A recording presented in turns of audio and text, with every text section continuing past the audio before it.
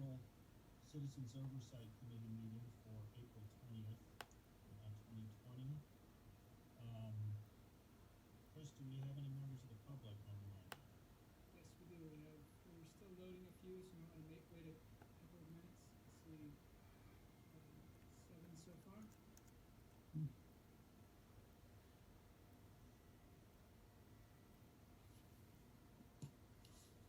It looks like it may have stopped loading, Rob, so I think you can get started. Okay, thank you very much. Good evening, everyone. My name is Robert Anslow. I'm a partner with Atkinson Andelson. I am the acting chairperson for the Del Mar Union School District Citizens Oversight Committee. We're going to go through a slightly different order on the agenda this evening. Once I'm past my introductions, we'll be going to a discussion of how we're going to run the meeting, which will be presented by Chris. Just a few items. If I look away from the screen, it's not that I am not paying attention to members of the committee or members of the public.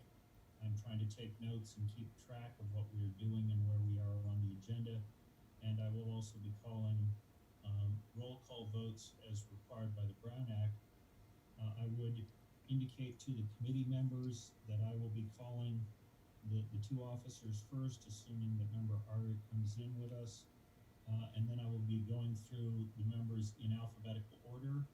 Please remember to unmute yourself when you go to vote, because we have seen people who see the mouth moving and it's just they forget to unmute themselves. I'm going to try and run the meeting in as efficient and orderly a manner as we can. There is a link for members of the public who wish to submit public comments on the agenda. Chris will take those requests, and we have a request to speak sheet that I can see. I will call people in the order in which they submit requests for comments. Thank you very much for attending this evening. And with that, Chris, why don't you go on to agenda item B, please? Thank you, Rob. Tonight's meeting will be recorded via Zoom, and pursuant to the Brown Act, members of the public have the rights to record the meeting or any meeting as long as they are not disrupting that meeting. The Measure MM Citizens Oversight Committee will attend and participate in this committee meeting via teleconferencing pursuant to Executive Order N2920 issued by the Governor of the State of California. Certain provisions of the Ralph M. Brown Act applicable to meetings of the committee concerning teleconferencing have been suspended due to concerns relative to COVID-19, coronavirus, and public gatherings. So in line with state and local directives concerning physical distancing under the current emergency situation, this meeting of the committee will be conducted by conferencing video call only. To ensure that the public has an opportunity to address, tonight we will structure this meeting as similarly to a regular in-person committee meeting as possible. And as Mr. Anslow shared, to ensure the public has an opportunity to address the committee, a Google form has been created to allow the public to submit a request to provide public comment. The link for this form can be found in the agenda, which is posted on the Independent Citizens Oversight Committee webpage on our DMUSD.org website. Once you have submitted the form, please click on the raise hand function at the bottom of your Zoom screen on your computer, or if you're calling in, dial *9 to raise your hand. This will let the meeting moderator know that you've submitted a speaker form and would like to address the board. If you are unable to access the live link to the request to provide public input form, please email me, Chris Delahanty, at cdelehanty@DMUSD.org. And then you'll follow the same process of clicking the raise hand function at the bottom of your Zoom screen or dialing *9 to raise your hand. And then, as Mr. Anslow did share, we will have a spreadsheet that Google form populates, and should we have members who would like to address the committee, Mr. Anslow will call on you, and I will be able to move you into a position where you can speak, much like going to the lectern during a regular board meeting. Mr. Anslow spoke to the roll call votes, and beyond that, we will be trying our best to conduct this meeting just as we would if it were in person. Thank you, Chris. Also, for any member of the public, at the top of the agenda, there is a hyperlink to the documents that will be presented by staff, and in some cases by myself to the members of the committee. So if any member of the public would like to download those or look at those as we proceed, you can follow the hyperlink. As Chris indicated, under the requirements of the Rothman-Brown Act, because we are using teleconferencing, all the votes of the committee members will have to be by roll call, not a yes/no vote. If any member of the committee would like to speak on a particular item, you can either use the raise your hand button, or you can physically raise your hand and get my attention so that I can recognize you so we don't all talk at once. Really appreciate the cooperation on that, so that again it doesn't just become noise as we try to move through the agenda items. Are there any questions relative to agenda item B? Seeing no hands, we will go to the establishment of a quorum. I'm going to call all the members, even if I don't see them on the screen. Again, remember to unmute yourself as you respond. Is Vice President Arya on with us? Clerk Sharp? Yes, present. Okay. Member Hahn? Present. Yep. Member Jackson? Let's see David. Member Hazen? Yes, here. Member Vora? Present. And Member Shin? Present. Okay, thank you. We have 5 of our committee members. It is possible that some of the other committee members will come into the meeting as we progress along, but we have enough for a quorum. We've reached item D on the agenda, which is public comments. I will formally ask Chris, even though I don't see anything on the spreadsheet. Chris, have we received any requests for public comment submission? I've received none through the forum, nor have I received any via email. Okay, thank you. In that case, we will move to agenda item E, which is approval of the February 3rd, 2020 minutes. You have those in your package. Are there any questions or comments by any of the committee members?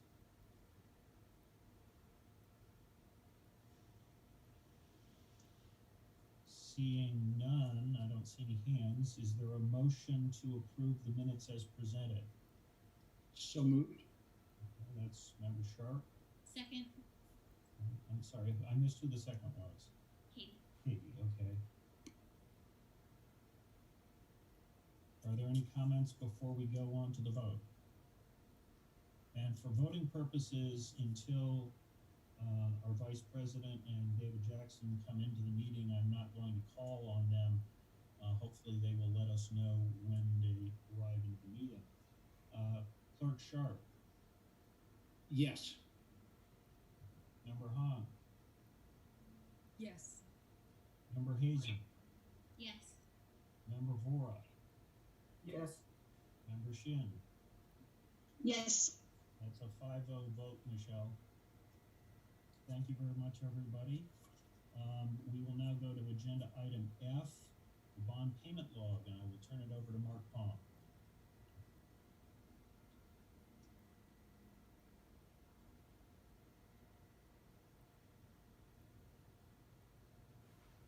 Mark, you need to remember to unmute yourself.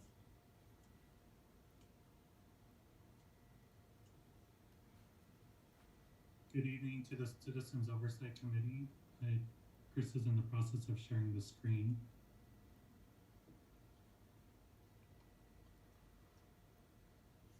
Okay, tonight we have for our presentation our expenditure report through March 31st, 2020. Go to the next page, Chris.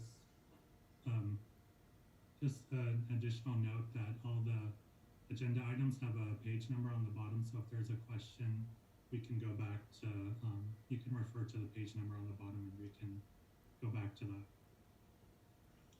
So on page 9, we have the Delmar Heights School Rebuild Project. And at the last meeting, we were requested to share a little more information on the soft costs and allocate them out. That way we didn't have just a one-line item for the additional soft costs and project contingencies. So we've budgeted what we know our estimates are to date. And so we have our budget of $56 million. We have our site costs. One of the main changes that we did on here was to the main construction line.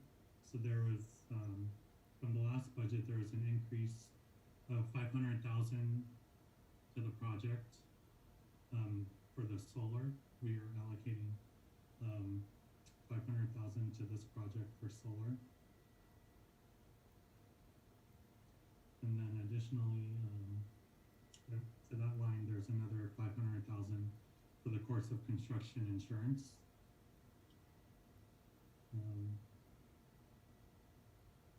The other, under construction, the other construction costs for 323,000. Those are for related fees to utility installations, connections. We have our interim housing, because we know from our meetings that our goal is to move everybody off site, and so we have portable costs, transportation, and movers. We have the inspector of records, construction testing, and then our furniture and equipment and technology. So after we allocated our soft costs, we have that 2.9 million in the project contingency line. And if we move to the column where it says actual expenditures, to date we've spent about 1.1 million. So that leaves about 55 million balance on this project. And if there's no questions, then we'll move to the page 10 where we have the vendor detail. I think Mark? some of the members have questions. Samir, I think I saw your hand first. Go ahead. Yeah, so I'm just comparing this estimate of $56 million about to last time, and it was 55.4 million thereabouts. I was just curious what changed. So we added in the cost for the solar, and that, which was 500,000, and then we added another 30% for the contingencies and soft costs on top of that, which brought it up to the 56 million. Okay. All right. Kathy, did you have your hand up? I did. Okay. Question on that, where exactly is the solar showing up? Is it lumped in the main construction number or one of the other line items? That's correct. It's lumped under the main construction. Okay, so it's in the main. So main construction increased $1 million according to this budget as of March 31st versus the last budget we had. So 650,000 of that is related to the solar. Would you know what the other 350 is? So 500,000 is from the solar, and then another 500,000 we budgeted for the course of construction insurance. So that's the $1 million increase on that line. Okay, construction insurance. Okay. Yeah. And then where would the 30% contingency soft costs related to solar be in the project contingencies then? We've allocated all the soft costs that we have estimated for now. Okay, so was there not, I thought, I heard you say 30% contingency and soft costs. I thought that was in relation to the solar. Is that not accurate then? Well, that's included in the overall budget. And so previously we had, I think, about 10 million in the project costs and project contingencies and soft costs, but we've allocated those soft costs that we have estimated to date. Okay, yes, because there's a whole bunch of line items under planning that weren't there before, and a lot more detail under construction. I assume that's where most of that contingency soft cost number, it went down by 7,400,000. So most of it got allocated to other line items. Is that correct? That's correct. But there did seem to be some increases. Architectural fees went up it looked like 512,500. Is that a true increase, or was that allocation of soft costs up to that line item? Correct. That was reallocating our soft costs that were unallocated at the last meeting. Okay. What would be helpful is, I guess going forward, these numbers will be at more detail, so it would be easier to know changes. But I know in a previous board meeting, there was actually a column for changes, where we've now don't have that. So, I mean, I actually was trying to calculate all the changes. It'll be easier, right, going forward, because we shouldn't have Right. more line items. Right. Okay. And so the increases, like there was an increase in environmental costs of 118,000. Is that additional costs, or, I mean, it seems like a lot if it was just allocation of soft costs Well, that's our projected cost. for environmental? Yes. But it was 81,000 last budget in September, and now it's 200,000. Yes. So just additional environmental costs that you didn't expect before? Correct. Okay. Yeah, those were the main big ones: the construction and the architectural fees and the environmental costs. Besides the breakout of items that weren't there before. Where is the 650,000 coming from? Is it coming from somewhere in the measure of the additional 650, or how is it being funded? In our overall Measure funds, we had allocated towards solar projects, and so it's included in the overall entire budget for Measure Okay, it's just now brought into the Del Mar Heights School rebuild instead of a separate line item. Correct. Okay, thank you. Those are my questions. All right, are there any other committee member questions? I have to click up and down just to see everybody here. I'm not seeing any more. Thank you very much, Mark, for your presentation. Let's go to item G. Oh no, there's still more. Oh, there is. Okay, I'm sorry. Chris, can you go to the next page? So on page 10, we can see more detail on the expenditures of the 1.1 million. So we have our, on the top chart, we have our vendors that we've committed contracts to today.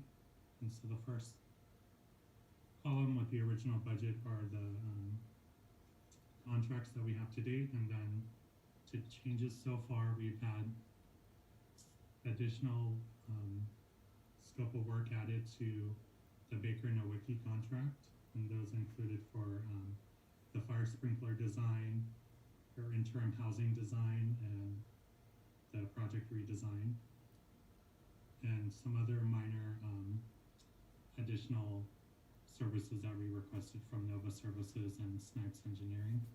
So that total is about 450,000. So that brings our total contracts up to about $2.9 million.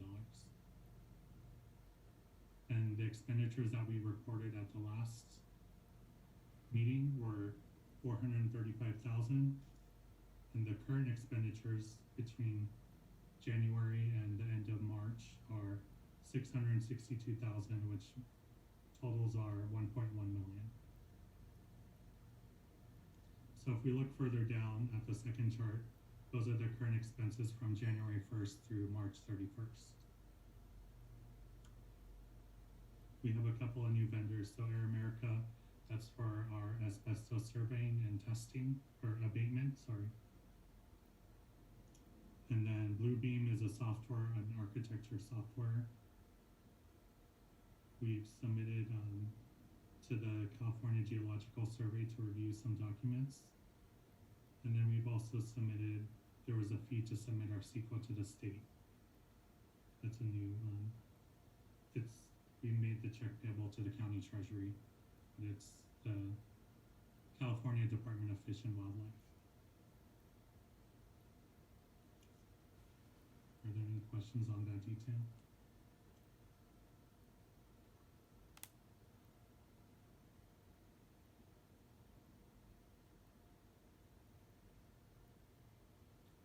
Okay, then we'll move to the next page,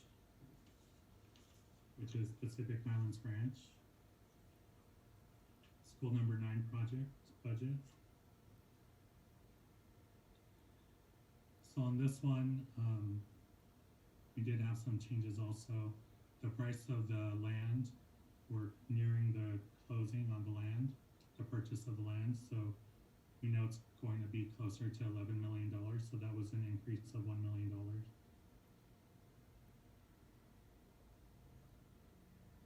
And then we also have the same $1 million increase to the main construction for the $500,000 for the solar project or solar inclusion, and then another $500,000 for the course of construction. And then for this one, the furniture on this one is about $500,000 higher than the Del Mar Heights School, and that's because of the kitchen, central kitchen at this Pacific Highlands Ranch School number 9.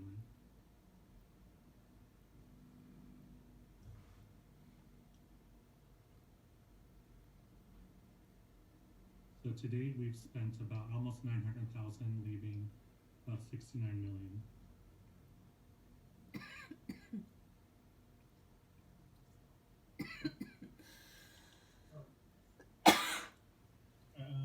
Samir, go ahead. The $2 million increase, is that coming from Measure MM or other sources? It seems to me like it's coming from the other sources. Is that accurate? That's correct. We have funding in that area from what's known as our CFD 99-1, which is our Melrose district. And so right now we're increasing the budget on the CFD.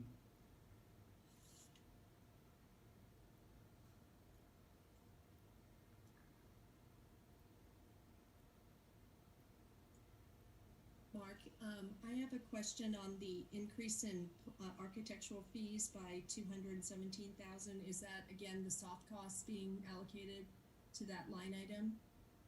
That's correct. Okay. In previous, it was in that the contingency soft cost line item, and now it's been added to correctly to the line item of architectural fees. Correct.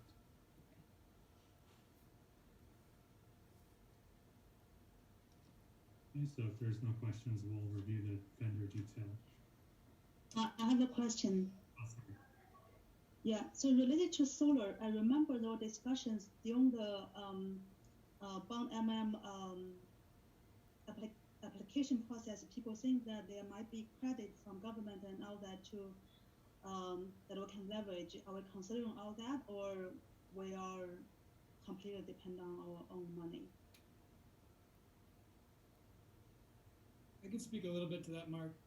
We are considering all options, and we've used an analyst who's helped us to analyze the potential options that we have in solar. We've looked at the option of a power purchase agreement. We've looked at the option of outright purchase.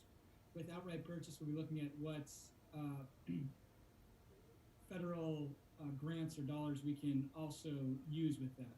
And so we have an allowance based on our conversations with our analysts, our architects, and the builder of $500,000 that should suffice. And if we can pull anything in that will benefit the district, then we would make adjustments from there.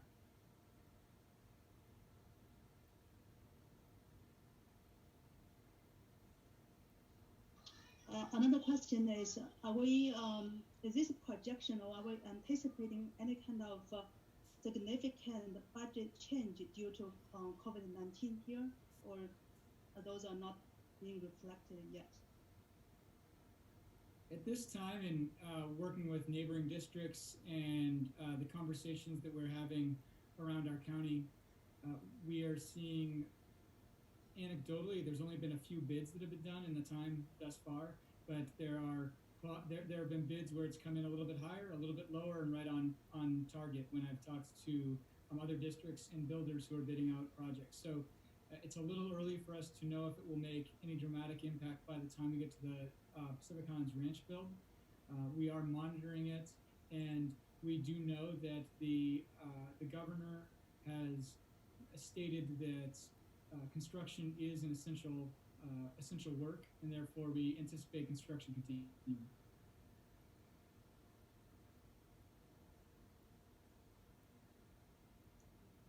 I had actually, Yeah, Samir, go ahead. I had actually similar question actually for the previous project, because that's like more kind of closer. Do you anticipate any impact on the Delmar Heights rebuild due to the shutdown? And that was kind of more, I feel like, more pressing.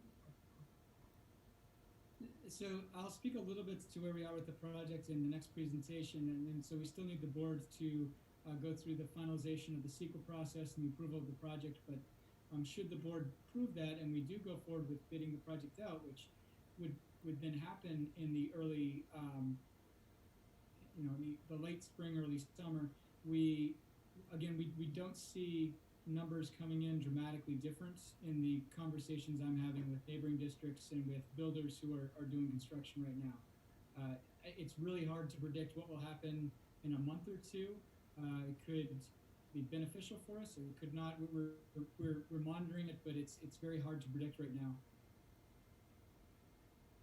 We do know that the governor's prioritizing construction in schools, and so we feel confident that when we're ready to move forward with construction, we'll be able to move forward with construction for the projects though.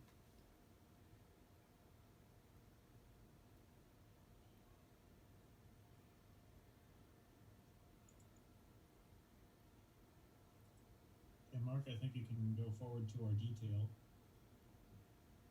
Okay.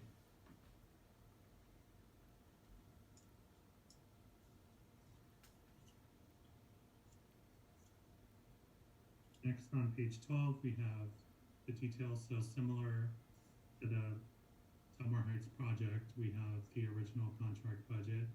A few minor changes on the Nova Services and Snipes Engineering. We had to ask for a few additional services outside of the contract, bringing the revised budget to $2.5 million for open contracts. At the last meeting, we had expenditures through December 31st of $570,000, and the current expenditures on this project for January through the end of March are $329,000. So the total expenditures to date are just under $900,000. And the only one new vendor that we have on here is again for a submission for a geological survey.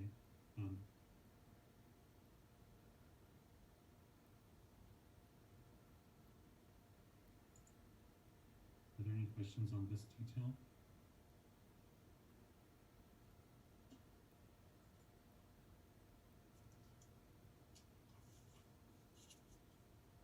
Okay, seeing none, then we'll move on to page 13. The next project that we are working on, and Chris will touch more on in his presentation, is the Torrey Hills School Field Upgrade Project. And so we have a budget of $550,000. We have project costs of $500,000, and then our contingency is $50,000 on this project. And to date, we've had one expense, which is on page 14.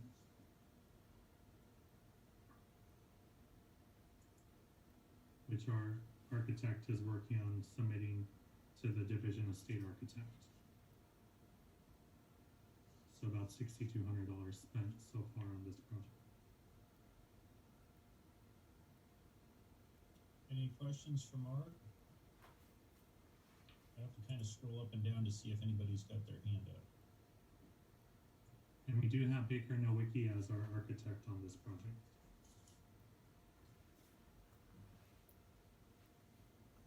Okay, thank you, Mark.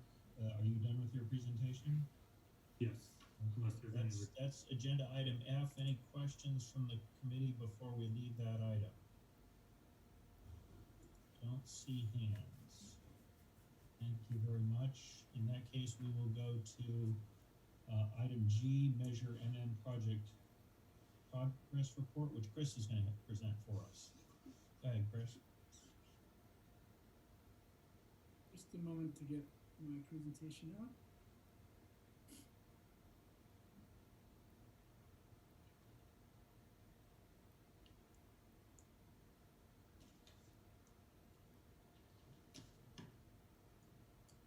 There we go. All right. Thank you, Rob. So tonight I'll give my project progress update. And we'll cover the Pacific Highlands Ranch School number 9. I'll talk about the Delmar Heights School rebuild. We'll look at the field upgrades, as Mark just mentioned, and we'll talk about the Delmar Hills Academy modernization. When I look at the Pacific Highlands Ranch School number 9, we have, again, completed the design symposium, the community input. We continue to receive as needed. CEQA, as you know, is complete.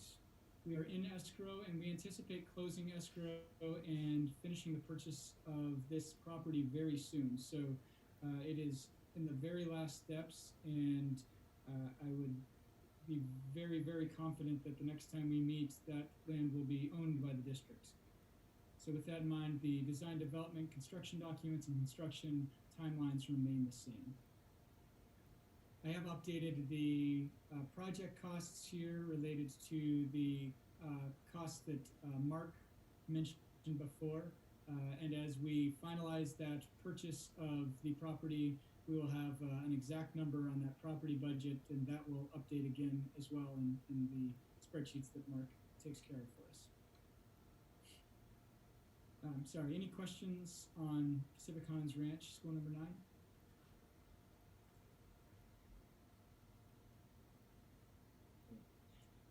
And I will move on to the Delmar Heights School rebuild. The design symposium process is complete and community input is ongoing. The CEQA process, we released documents for public review on February 20th, and we'll be bringing documents to the Board of Trustees with response to comments provided by the public in early to mid-May. We would anticipate, pending CEQA approval, the design, development, and construction documents to be finished in spring of 2020, and construction pending CEQA approval to occur in summer of 2020 through August of 2021. I'm going to share a little bit about the CEQA process, and just to make sure that the Citizens Oversight Committee is up to date. With the Delmar Heights School rebuild, I'm going to share a little bit about, we have moved forward with a mitigated negative declaration. And so that means that with mitigation measures, we can make a negative declaration saying that the impact to the environment is minimal based on the mitigation measures. In this project, we are building a school that will have one less general education classroom. So when we look at the rebuild for this school, we are not looking at an increase in student population. We won't be seeing an increase in the staffing, and therefore we wouldn't see an increase in the parents on campus. So the general size of the campus, the size of the student population not increasing, it means that there is not a major change to the campus. So there's not a major change to the function of the campus. When you look at projects, similar projects in neighboring districts, and I've spoken with colleagues across the county and actually some across the state, the typical process that a district would go through is a negative declaration, meaning there isn't an environmental impact, a notice of exemption, meaning they're exempt from that they're noticing that they're exempt from CEQA in that case, or a mitigated negative declaration, again meaning that with mitigation measures we can make a negative declaration as to the impact. So looking at some of our neighboring districts, just to share, in San Diego, Sunset High School was done with a negative declaration. That's a full rebuild of a continuation high school. Earl Warren in Solana Beach was rebuilt completely with a mitigated negative declaration. In Solana Beach, Skyline and Solana Vista, Skyline's been completed with a full rebuild. Solana Vista is being rebuilt, both elementary schools in our neighboring district, MNDs. And in San Marcos, La Costa Meadows is a major modernization with an MND, and Alvin Dunn Elementary is a elementary school that was converted to a K-8, La Mirada K-8 Academy. and was done under a notice of exemption. So just to share some examples of neighboring districts and what a CEQA documentation typically would look like in similar projects. With our Del Mar Heights school rebuild, we went through the process of an initial study, studying the project, studying the impacts, and proposed a mitigated negative declaration that was released on February 20th, 2020. That we released for public review until Monday, March 23rd. However, with the COVID-19 public health emergency, we extended that to Monday, March 30th to provide an extra week for the public to provide input. We noticed this M&D by posting it at the Del Mar Heights School as well as Del Mar Hills Academy, its nearby school, the district office, and we posted it on the websites to ensure that our public had the opportunity to provide input. As we received public comment, we received 27 total comments that were submitted. 11 of them were multi-page comments, typically in the range of 2 to 7 pages. However, we did receive two quite lengthy submittals, one from Play Outside Del Mar that was 55 pages long, and one from Procopio on behalf of Save the Fields, 61 pages long. In addition, we transmitted our M&D to the state clearinghouse, and that state clearinghouse then shares it out with state agencies for review, and no state agencies submitted comments on the project. So with the large amount of comment, we did not report or ask for board action. I'm sorry, that piece of the slide should be updated. That was from our March 14th meeting. And so we were not asking for the board. It was noted on our notice that we would come back to the Board of Trustees on March 14th. However, because of the voluminous public input that we received, it's incumbent upon the district to go through a thorough response to comments, reviewing all of the comments, and then doing further study as necessary in order to evaluate any potential impacts. And so district staff, myself, and Placeworks, our environmental consultants, are going through that process right now. We are ensuring that we do take the time to do a thorough response and review of all the comments, and we'll be bringing that back to the board for review upon completion. Again, we anticipate that being early to mid-May, and we'll be posting a meeting date as soon as we have it finalized. We anticipate that will be very soon. When that's brought back, the board will have the opportunity to consider the response to comment and the overall M&D, and then the board will have the opportunity to decide whether they want to approve that M&D. If the M&D is approved, they can then approve the project, and we can move forward with next steps with the project.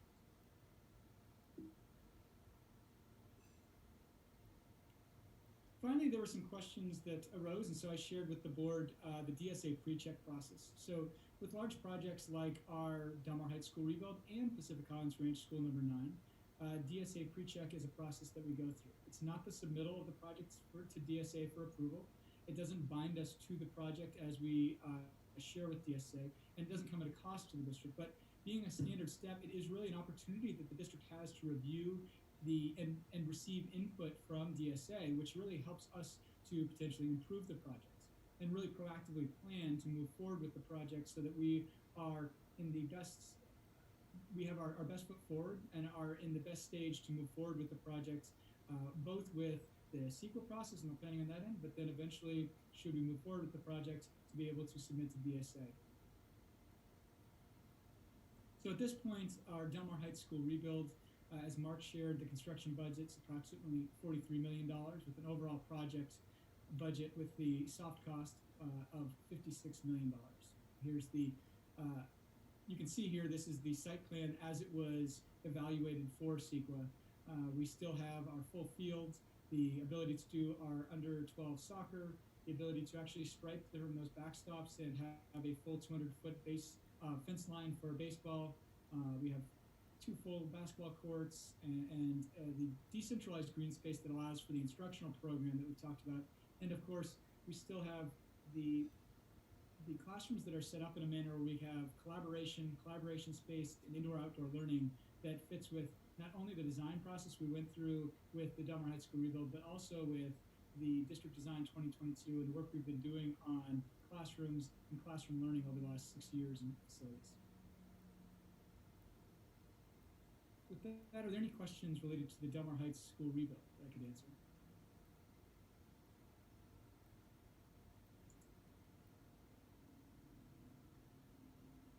Katie, did you want to make a comment? I just wondered if I mean, I realize you probably need to wait for the MND approval, but is there any reason to? I mean, would it make sense to start construction now, given that the campus is closed? I mean, or as soon as possible instead of waiting until the end of the school year. I wonder, like, will that help us at all? Well, we wouldn't be able to move forward with construction of the project without first going through the full CEQA process and being able to review and respond to the comments from the public, and have the board give the board an opportunity to review that document and then approve the project. So once that, should the board move forward and approve that, then we could discuss how quickly we move forward. However, there still will be the full DSA submittal process after that. So there is some timeline that goes along with that as well. Good thought, though. So. Samir? So, oops, sorry. Yeah. Is there any kind of how late can CEQA be approved and we still don't meet our is this time frame of mid-May MND approval work with our construction plan? So there really isn't a timeline for CEQA because it's really about assessing the impact to the environment. However, with the time that we anticipate being able to come back and share the response to comments, should the board approve the project and approve the MND, we certainly have time to continue to move through the building of the project.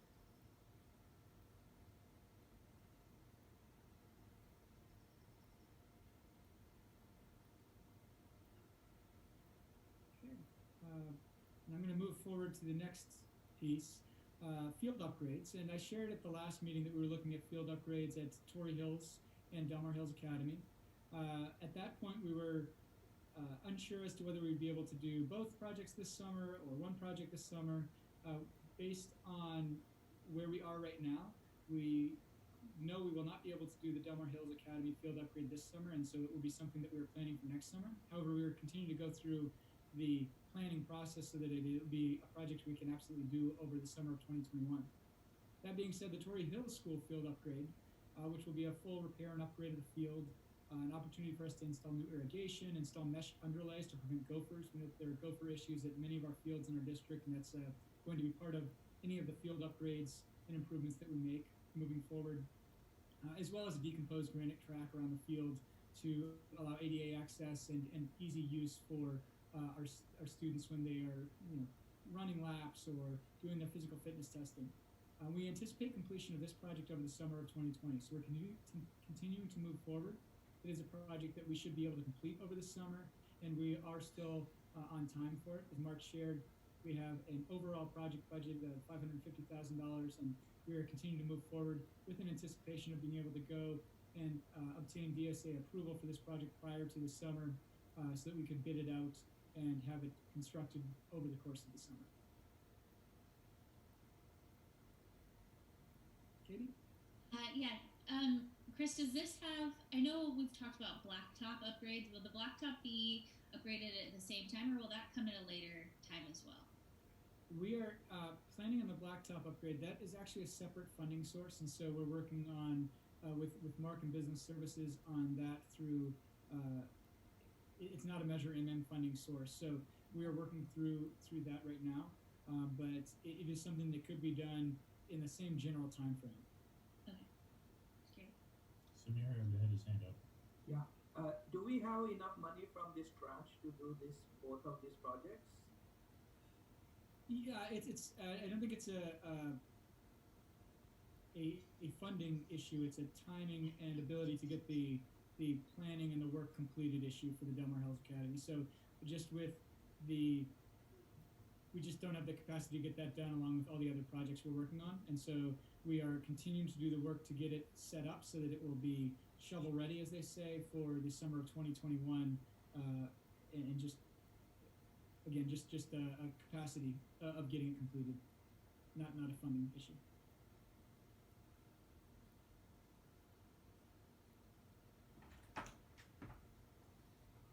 Okay, then I will move on to the Delmar Hills Academy modernization. I had the opportunity to go out to most of our school sites prior to the COVID-19 public health emergency closing us down. I think I was actually at Torrey Hills the last day we had school. Katie was at that meeting. But as we were doing these, we're sharing about the modernization, getting input from our community. And I wanted to share one slide from our Del Mar Hills Academy modernization because it is the next project on the list. As we've worked through the prioritization process with our school board, Del Mar Hills Academy's modernization has been stated as the next priority after the Del Mar Heights School rebuild and the Pacific Highlands Ranch School number 9. And so we would anticipate this to be completed in 2021 to 2023.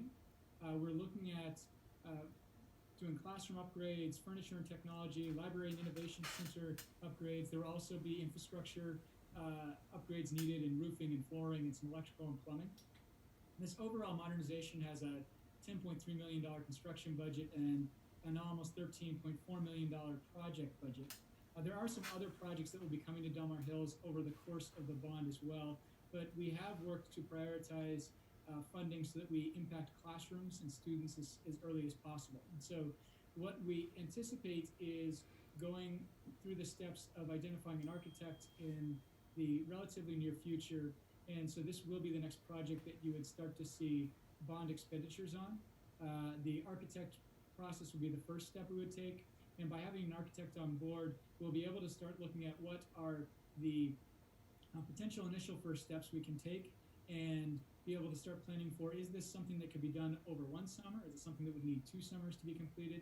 And then be able to reach out to the Del Mar Hills Academy community and start working with them on some ideas for modernization, input from the community, and start that design process. So we probably will not be able to do the community input process this spring, but we would imagine we'd be able to start that in the early fall, and so there'd be some legwork to do on that project prior to getting to that community input process.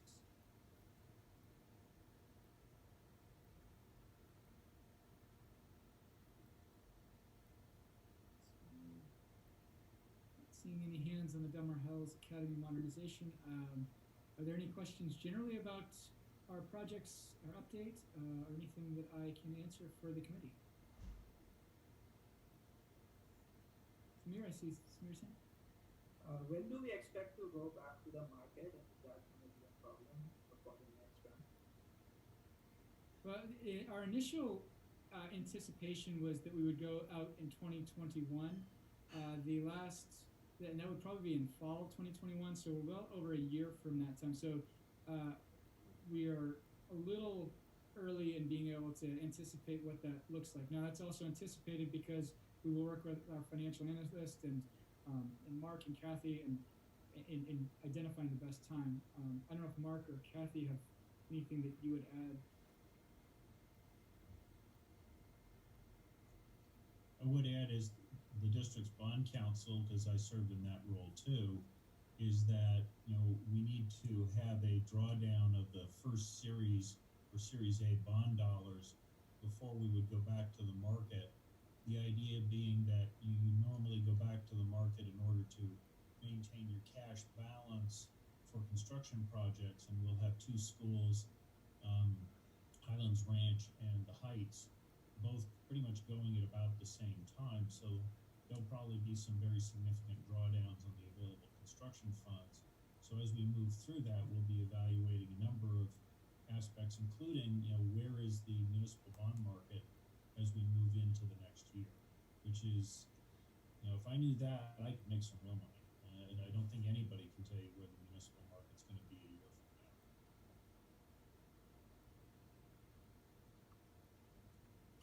Any other questions for Chris before we leave item G?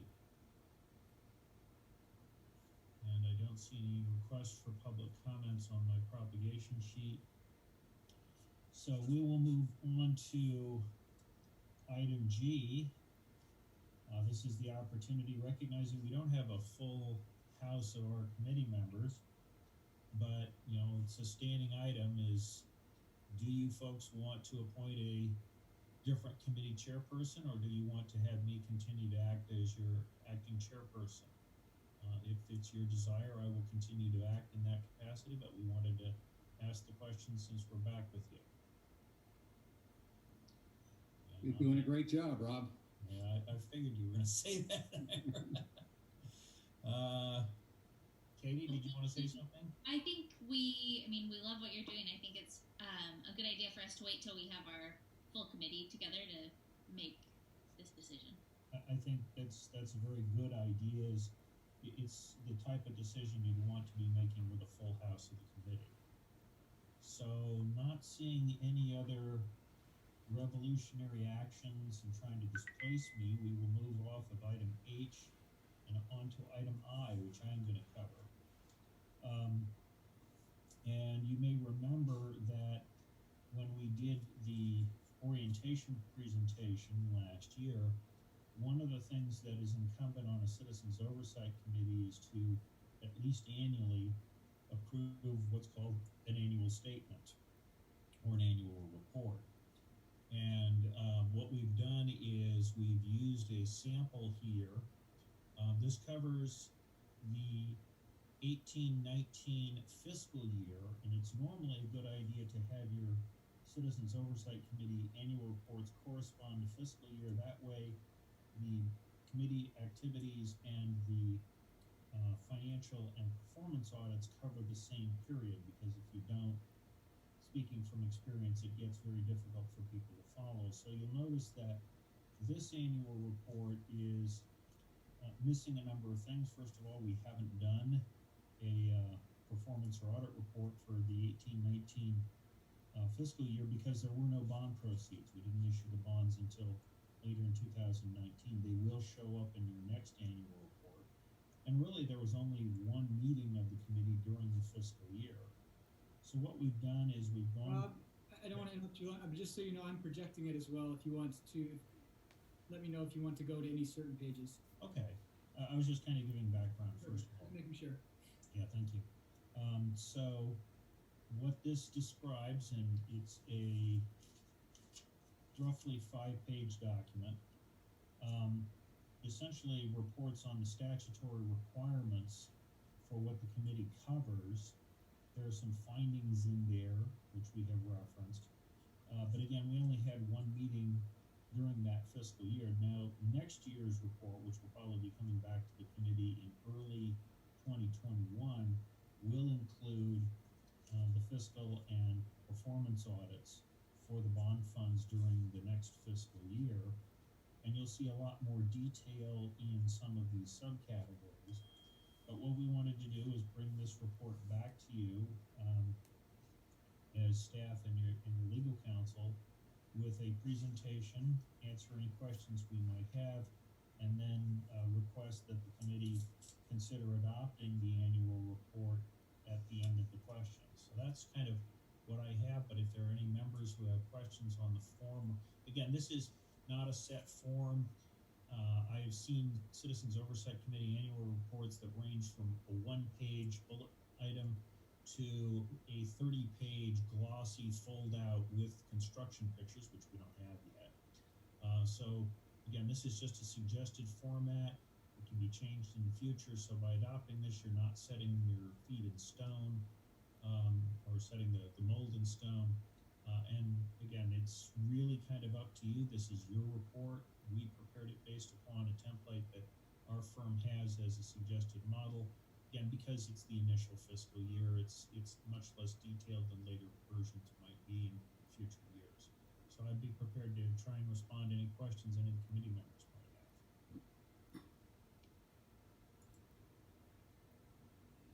I'm not seeing any hands. And Chris, we don't have any public comment on this? Okay, well, that being the case, I will entertain a motion to approve the annual report for fiscal year 18-19 as presented. This is Ira Sharp. I so move. Okay, we have a motion. Is there a second? I'm a second. Sorry, who was that? Samir. Yes. Second. Samir, okay. Is there any other discussion? Okay, not hearing any. Clerk Sharp, Yes. Member Hahn, Yes. Member Hazen, Yes. Member Vora, Yes. Member Shin. Yes. Okay, Michelle, that motion passes 5-0 with 2 absent. That takes us through item I, and then we go to item J, which is to set the date and time of our next meeting, or again, if the committee would like to set meetings through the end of the calendar year, we can do that. It has generally been the preference of the committee to set meetings on a, where is the next one going to be on a one by one type of basis. If we look out roughly 2 months or so, 2 to 2.5 months, we're into June. Now we can do this by having, since we don't have 2 of the members, we may not want to actually set the meeting date today. We may want to have Chris or district staff use Doodle or one of the other meeting programs to set the next meeting by soliciting everybody's input so that we are not, out 2 members. We pick a date and they can't do it. So is there any objection to looking at the June time frame and then setting the specific meeting through Doodle or another calendaring system? I think that's a good idea. Okay. Is there any objection to doing that? No. Okay, I'm not seeing any. Okay, so Chris, we will look at the June time frame for our next committee meeting, and we'll set that based upon whatever contact method the staff feels most comfortable with, whether that's Doodle or one of the other meeting settings, recognizing that we pretty much need to have Chris, Kathy, and Mark available also. So hopefully we can solicit some dates and times. It seems like Mondays at 5:30 seem to work pretty well for everybody, although we're missing 2 people today, so I'm not sure what happened with them. But Chris, I think you and the staff have marching orders on that? Yes, we can take care of that. Okay. Any other member comments or public comments on that? Okay, that takes us through item J. That takes us to item K. Any comments or requests for agendized items from any of the committee members? Are you generally it seems like you're generally happy with the format and presentations of what we've been bringing back to you?